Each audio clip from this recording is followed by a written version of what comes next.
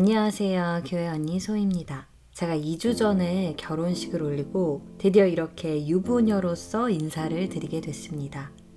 그동안 영상을 오래 기다려주신 여러분께 감사의 말씀을 전합니다. 결혼식 전후로 정말 많은 일이 있었고요. 결론은 저희 결혼식을 통해 복음도 전하고 성경적인 결혼의 의미도 전함으로써 예수님을 인격적으로 만나지 못한 친척들에게도 복음을 전할 수 있어서 너무 뜻깊고 아름다운 결혼식이었습니다.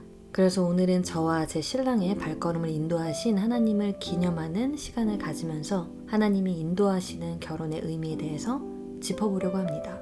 많은 분들이 아시다시피 정확히 10년 전이었었던 것 같아요. 2012년경 저는 제 결혼을 주님께 맡겼습니다. 서원을 해버렸어요. 창세기 2장에서 잠이 들었던 아담처럼 저도 자겠다고 말이죠. 배우자를 제가 스스로 찾아 나설 생각을 하지 않았습니다. 그래서 결혼할 사람이 아니면 더 이상 연애를 하지 않겠다고도 서원을 했어요. 잠언 3장 5절 6절 말씀처럼 제 온 마음을 다해 여호와를 신뢰하고 제 명철을 의지하려 하지 않았습니다. 범사의 주님을 인정함으로써 그분이 저의 길을 다스리시고 친히 지도하시도록 했습니다. 그래서 제가 집중한 일은 오로지 하나님과 친하게 지내는 것이었습니다. 그 어떤 연애 코칭이나 연애 강의가 제 인생에 도움이 안 된 건 경험적으로도 알고 있었고, 저의 관심은 결혼을 해서 한 배우자를 그리스도께 순종하듯 섬기는 것이었지 수많은 이성들로부터 인기를 얻는 게 아니었기 때문에 오로지 하나님만이 내게 가장 잘 맞는 배우자를 주실 거라고 믿고 그분 자체를 알아가려고 했습니다. 솔직히 저도 여러 친구들이나 선배들, 아는 언니들, 교회 언니들, 선생님, 교수님들, 심지어 목사님들로부터 연애 관련 이야기들을 많이 들었고 인터넷이나 TV 등에서 보고 들은 스토리들도 셀 수 없이 많았고요. 저 스스로도 연애를 좀 해봄으로써 깨달았던 건 이 복잡한 세상에서 특히나 정말 이상한 사람들이 많은 이런 곳에서 나를 지키는 것은 오로지 나의 요새이신 하나님께 피하는 것이라는 결론이었습니다. 아무리 MBTI를 맞춰보고 사주팔자, 궁합 맞춰보고 직장 맞춰보고 또 연애도 해봤는데 막상 결혼해보니 사이코패스이거나 소시오패스인 경우도 있을 수 있고 결혼해보니 연애 때랑 180도 달라지는 사람들도 많다고 하는데 그걸 제가 다 어떻게 알고 결혼을 하겠어요.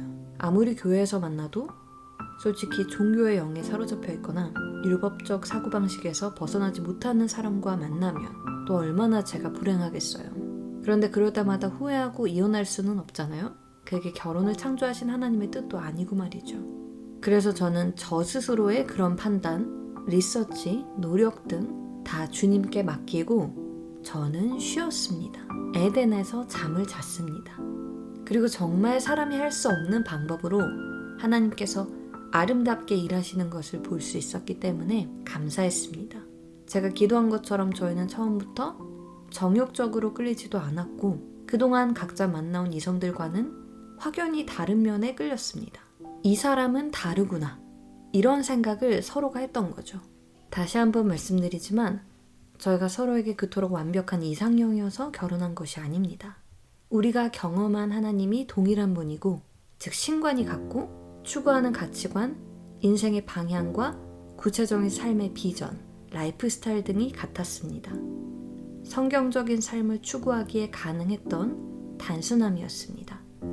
이걸 조금 더 세상적인 표현으로 말해보자면 서로가 서로에게 휴식처가 되고 서로가 함께 있을 때 가장 본연의 모습이 나오기 때문에 꾸미지 않아도 되는 편안함이 있었습니다. 그리고 저희는 특별히 비슷한 점들이 많은데요. 나이도 같고 관심사도 비슷하고 성격도 비슷한 면들이 정말 많았습니다. 물론 정반대의 모습들도 있지만 그런 비슷한 면들로 인해서 서로에게 가장 친한 친구가 될 수 있었으니 최고죠. 이런 기대를 전혀 하지 않았습니다. 내가 그리스도 안에서 어떤 정체성인지를 아는 것이 중요한 것을 알았기 때문입니다. 예를 들면 상대방을 통해 정신적 위안이나 경제적 이득 등을 취하려 하지 않았습니다.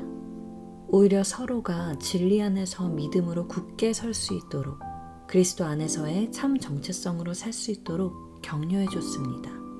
그래서 독립적인 개인들이지만 동시에 우리는 한 팀, 한 몸이라는 믿음 가운데 머무를 수 있었습니다. 우리의 관계를 통해 하나님이 일하시도록 했습니다. 그랬을 때 하나님이 여러 상황과 저희 두 사람의 기도와 마음을 통해 일하셨고 믿는 자들이나 믿지 않는 자들이나 부인할 수 없을 정도로 이건 하나님이 하셨다고 인정할 수밖에 없는 일이 일어났습니다. 제가 이걸 다 어떻게 컨트롤할 수 있었을까요? 제가 이런 걸 다 세세히 기도해서 받은 걸까요? 물론 하나님은 저의 심각한 기도에도 장난스러운 기도에도 너무 섬세하고 놀랍게 응답해 주셨지만 분명한 건 제가 기도한 그 이상으로 채워주셨다는 겁니다. 너무 많아서 다 나열하기가 힘들 정도예요. 스펙타클한 것만 꼽아도 너무 많네요. 그래서 저는 연애 강의 많이 듣고 연애 조언 많이 듣는다고 혹은 연애를 많이 해봤다고 결혼을 잘하는 게 아니라고 호언장담할 수 있습니다. 어느 정도 도움이 될 수는 있지만 저의 케이스에서는 도움이 되지 않았어요. 누군가는 이런 얘기도 해야 될 필요가 있지 않을까요? 사실 제가 좀 별난 사람이기도 하고 이 형제도 그 평균에 속하는 사람이 아니어서 그럴 수 있겠지만 사실 성별에 따라 공유하는 비슷한 성질이 있을 수는 있겠습니다. 그러나 그런 면이 사람에 따라 차이도 있어서 항상 절대적이지도 않거든요. 성별에 따라 비슷한 면은 제가 성경적으로 하나님의 뜻에 따라 분석해서 저희 브라이스쿨에서 충분히 다루고 있는데요. 그 이상의 세세한 분석은 사실 저 개인적으로는 지나친 컨트롤 이슈라고 생각합니다. 다시 말해 내 삶에서 하나님이 일하실 수 있는 것들을 제한해버리는 것과 같다는 거죠. 대부분의 사람들이 익숙하게 믿고 있는 것과 달리 하나님은 우리를 너무 사랑하신 나머지 우리에게 자유의지를 주신 바람에 우리 결단에 크게 좌우되시는 분이기 때문입니다.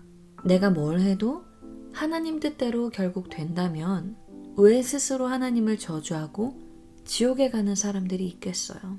지옥에 가는 건 하나님의 뜻이 아니잖아요. 즉 하나님이 하나님 자기 마음대로 정해놓은 사람이랑 결혼하라 하신다는 걸 믿는 믿음은 카르마나 운명, 사주팔자 뭐 이런 것 같이 다른 종교를 믿는 이방인들이나 다를 바가 없는 잘못된 믿음입니다. 성경적이지 않다는 거죠. 혹시 그런 믿음 가운데 있다면 당장 물리치시고 인격적이신 좋으신 하나님을 만나시기를 예수님의 이름으로 축복드립니다. 그리고 사람은 굉장히 입체적이라서 인간의 지식과 명철로 다 분석이 불가능합니다. 잠언 20장 27절 말씀처럼 오로지 하나님만 모든 사람의 그 복잡 다단한 내면을 다 알고 계시죠. 지금의 상황에서 어떻게 달라질지 모르고 무엇보다 우리가 예수님을 구세주와 주님으로 영접하면 그리스도 안에서는 새 피조물이 되기 때문에 그 새 피조물의 정체성 가운데서 새로운 삶을 살면 과거나 현재가 더 이상 중요하지 않습니다. 그래서 저는 이 결혼, 배우자로의 인도는 인생에서 정말 중요한 이슈이기 때문에 더더욱 하나님을 제한하지 말아야 한다고 믿습니다.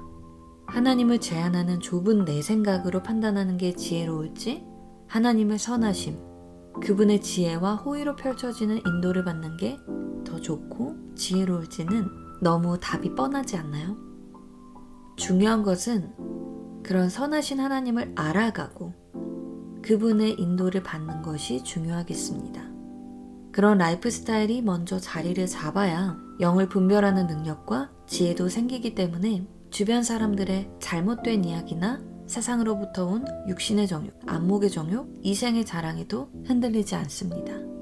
성령께서 내 삶의 인도자이자 카운슬러이신데 당연하지 않겠나요? 세상에서 말하는 것처럼 결혼하려면 이래야 한다. 인기가 많아지려면 이래야 한다. 남자들이 좋아하면 이런 티를 낸다.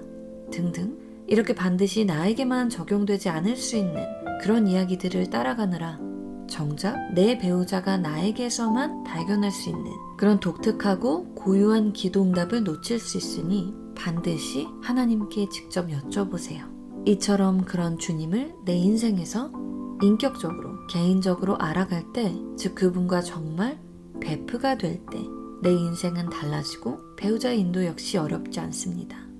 이건 제 이야기이고 제 남편의 이야기이기도 해서 확신 있게 말씀드릴 수 있어요. 중요한 건 잘못된 믿음의 시스템을 바꾸는 겁니다. 내가 연애 공부를 해서 사람을 만날 때마다 체크를 해봐야, 혹은 내가 그 사람 소셜미디어를 찾아보고 뒷조사를 하고 내가 원하는 때에 연락을 따박따박 하도록 훈련을 시켜야, 혹은 초장에 기를 확 꺾어 놔야 되는 게 아니라는 거죠. 그리고 그런 말씀을 하시는 분들 중에는 연애만 많이 하고 결혼은 안 하신 분들도 있고, 어떤 분들은 결혼을 해서도 불행한 분들도 많은데 무슨 근거로 그들의 이야기를 다 신뢰하시겠어요? 너무 위험 부담이 큰 투자죠. 여러분의 젊음은 아름답고 소중합니다. 제가 브라이드 스쿨에서도 늘 말씀드리고 있는데요. 남녀 간의 사랑, 결혼에 대한 지혜는요, 성경이 최고의 소스입니다. 너무 풍성해서 제가 속사포처럼 랩을 하면서 나눠도 부족합니다. 남자와 여자를 지으신 분의 지혜이기 때문에 불완전한 다른 곳에서 찾지 않아도 됩니다. 그런 진리 가운데서 내 안에 있는 잘못된 믿음 시스템, 잘못된 사고방식을 바꿀 때 여러분들이 그토록 원하시는 건강한 자존감은 절로 이뤄지고, 그에 따라 하나님의 뜻이 내 삶에 펼쳐지고, 그때 나의 매력을 알아보는 누군가가 어딘가에서 찾아올 겁니다. 그렇게 하나님이 쓰시는 러브스토리를 시작하는 거죠. 창조주이신 하나님과 연결되세요. 배우자 인도에 있어서도 그분과의 연결이 가장 중요합니다. 이건 누가 대신해 줄 수 있는 게 아니에요. 물론 혹자는 저의 이야기라고만 생각하실 수 있겠지만 절대 아닙니다. 이 이야기의 시작은 하나님이에요. 하나님이 부르셨고 저는 오케이 한 거죠. 물론 계약서에 서명을 한 건 저이지만 그 언약을 주신 분은 하나님이십니다. 제가 특별해서인가요? 아닙니다. 여러분도 믿음으로 취하시면 됩니다.